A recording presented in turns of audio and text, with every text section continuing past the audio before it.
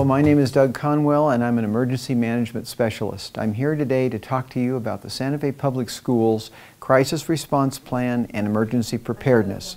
Santa Fe Public Schools follows the National Incident Management System and Incident Command System model and guidelines for all of our emergency preparedness and planning. We urge all staff, especially key administrators, to get trained in the Incident Command System. To find out how you can do that, contact your principal or your supervisor. The three drills that we'll be talking about today, evacuation, lockdown, shelter in place, are conducted at all of our school sites as well as administrative sites, and all of our bus drivers are trained and exercise these same drills. I appreciate your time and attention to this very important subject. When I began my teaching career for the Santa Fe Public Schools, I was a teacher at Alameda Middle School. It's Alameda Junior High at the time. And I was an 8th grade teacher, and of course, being middle school kids, you know, we would always have fire drills being pulled and whatnot. And one specific day, the fire drill was pulled, and I was trying to get my kids lined up to go outside, and being 8th graders, they didn't seem to pay attention to me. And I remember just trying to hurdle everyone outside in really a disorderly fashion. And when I got out to where we needed to be, the assistant principal came to me and was asking me, you know, who was present, why the kids weren't lined up and whatever. And I couldn't give her exactly who was present because we hadn't walked out in an orderly fashion, and you know, I was trying to figure out who was present and who wasn't. And I remember she said to me, "How would you feel if these were your children?" And I looked at her, and it was that aha moment that I had that, oh my goodness, I really need to make sure that the way we line up and walk outside during any kind of drill is very, very safe for these kids. And it was at that time that I realized safety is a priority. And from then on, I started practicing with my students, and we would line up and we would practice going outside and whatnot, because I realized that these were my children. Shelter in place is a condition where there's a threat outside of your building. This could be a thunderstorm, tornado, animals outside, anything that the conditions are such that you want to get everyone indoors. And you can move around within the building, but depending on the threat, if it's a tornado, you might want to move away from windows, that sort of thing. So you modify what you're doing in relation to what the threat is. This is an announcement from the central office at El Dorado. We are conducting a shelter in place. Please bring your students in off the playgrounds and the recess fields indoors, please. Shelter in place now. Come on in and have a seat. For a shelter in place drill, we bring all students inside so they're supervised by staff. Shut the windows and sit down and stay safe inside. Teachers take roll, making sure that all students are present and accounted for. Close all windows and doors. You do not need to lock doors in a shelter in place. They will be notified by the office via the intercom or possibly runners as to what the next steps will be. Over. One of the fundamental basic elements of effective crisis response is clear communication. This is not only for our staff and students, but we find that all of our first responders know the value and the meaning of clear communication amongst themselves and between our schools. When we conduct a drill, or if we are in an actual incident, that communication can make the difference between safety and non-safety. This is not just verbal communication from one person to the other. It may be also using a two-way radio, which many of our staff members have. All of our administrators use. We have the capability of communicating district-wide or within a campus. Two-way radios are an effective part of that communication. We find that that actually builds teamwork. All of our efforts in crisis response is making a more effective team, and you just might find that this carries over into your classroom and into your professional relationships as well. This is reality. Intruder outside, possibly with a weapon. Please, let's prepare for a lockdown. Students, can I have you come over here, please, quickly and quietly? In a lockdown, no one is allowed in or out of the classroom. This is a response to possibly an active shooter in the building. Teachers will take the following steps in the classroom. Make sure that the blinds are closed, your door is locked, the lights are off, students are gathered on the floor out of the line of sight of windows and doors, roll call is taken, teachers communicate the names of any missing students to the front office. During a lockdown, you never open your door for anyone. The only way you come out of a lockdown is for someone who is authorized with a key to open your classroom door. For the lockdown or the shelter in place, we have a bucket.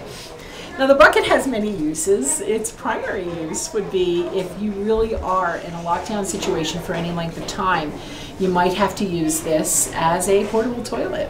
We have inside this bucket water, some snacks, perhaps granola bar, duct tape if they needed to tape up windows if it was a threat from the outside like wind damage, toilet paper, perhaps some dressings in case somebody actually was injured in some way. But it's just to get you through the necessities of life while you're in a lockdown situation. Part of teamwork is the principle of accountability. When first responders show up on the scene, they want to know who's present and who are you missing. So therefore, it's going to be very important that you, as a staff member, know who's missing. Know who is in your group, whether it's the classroom or your working group, your staff members, perhaps other bus drivers, depending upon the situation where you find yourself. Accountability is essential. We look at accountability to be very, very important in incident command. And when we arrive on scene and we take over incident command from whoever's in charge, the first thing we're going to ask is if they have accountability. If for some reason we do not have full accountability, we will make that extra effort to do the search and rescue and to find those individuals and worry about the actual fire secondary or simultaneously if we can. But our main concern is going to be life safety, and that's going to put our firefighters in danger. You'll notice there isn't one here that says fire drill. People say, where's the fire drill one? But that actually is evacuation. When we have to leave the building if there's a threat inside the building, and this could be something like a gas leak or anything, a fire, some reason to leave the building and get to a place of safety. In an evacuation of the school building, leave the building in orderly lines quietly until you are in your primary location where you can take accountability of the students who are present and who might be missing. You may be told that you can return to the building safely, or that you may have to leave campus and move to your off-site location. It's possible you may be walking to that location, or if appropriate, bused. When we do move into an evacuation, we do have available for teachers a grab-and-go bag.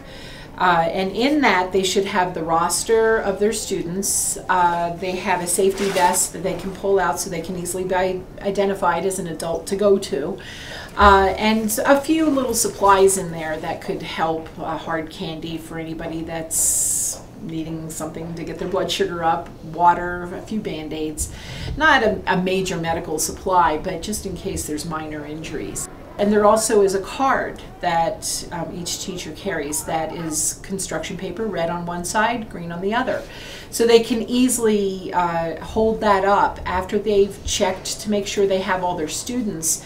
If everybody's accounted for, they hold up the green sign. If they're missing someone, or a student had been in another classroom or perhaps the bathroom and isn't with them in line, then they would hold up that red card.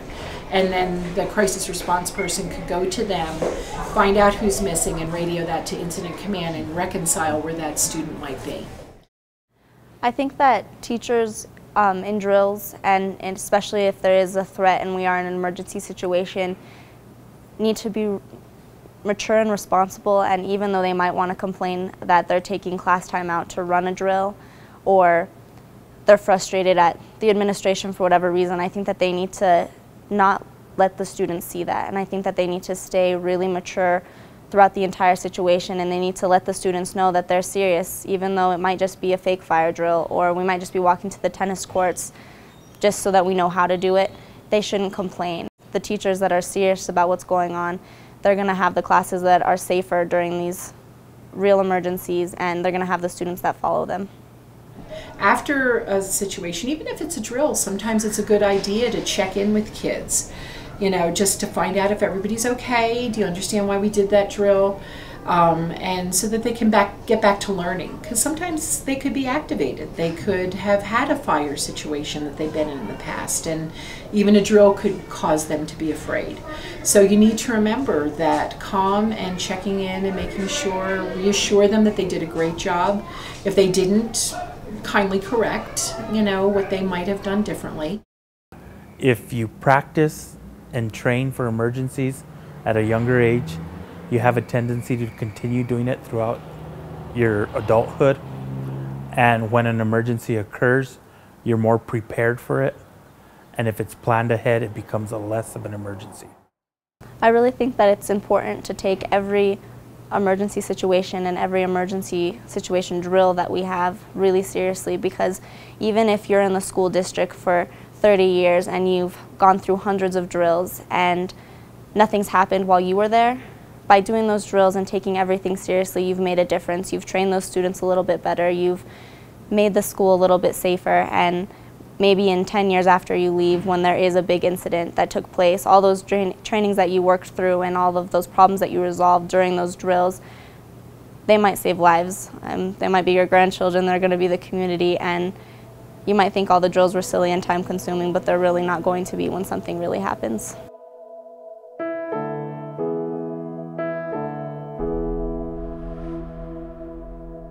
Research has shown that the most important and effective way to prevent violence in our schools is creating a positive school climate.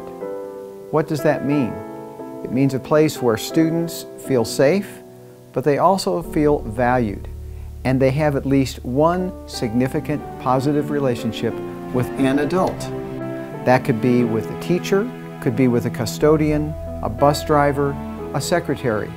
But they need to have at least one of those positive relationships to create the kind of caring community that we know effectively prevents violence in our schools.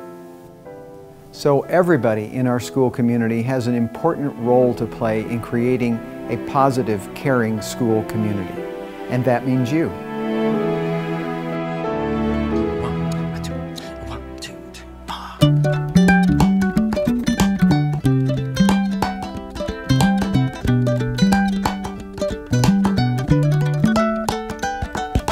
She's got a smile that it seems to me reminds me of childhood memories, where everything was as fresh as the bright blue sky. Bright blue sky.